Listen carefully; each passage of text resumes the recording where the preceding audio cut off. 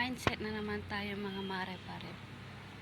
Ito, meron na naman akong kunting mindset sa inyo, sa mga partner natin dyan. Huwag masyadong higpitan yung mga partner natin kasi dyan nabubuo yung mga hinala, mga away-away. Saka basta dyan nag-uumpisa kapag masyado tayong mahigpit sa partner natin. Kasi yung mga partner natin, meron din silang sariling freedom. Porket na nasa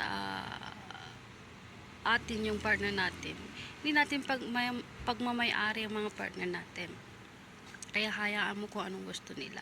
Suportahan mo kung anong gusto nila. Diba?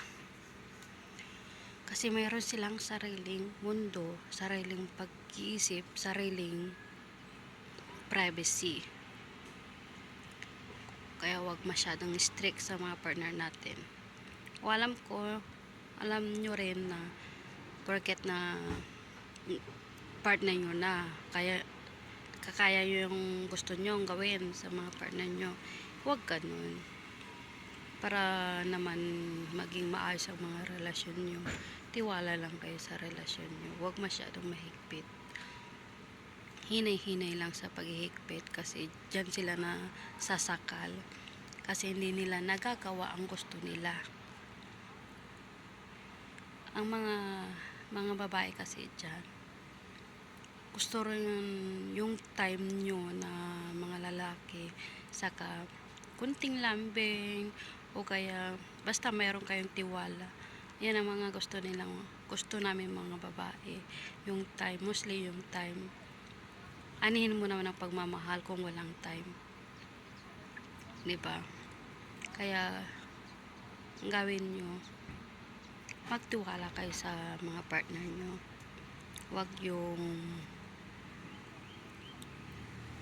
hinihigpitan nyo, kinukulong o kaya puro hinala. Huwag ganun. Kung talagang mahal mo yung partner mo, tiwala ka.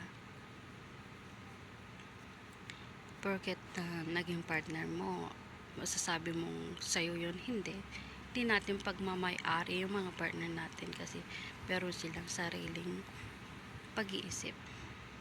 Hindi natin sila pagmamay-ari. Kaya hinay-hinay sa paghihigpit. Like what I said, tiwala sa isa't isa para mas matibay yung mga samahan nyo. Diba? Yan lang.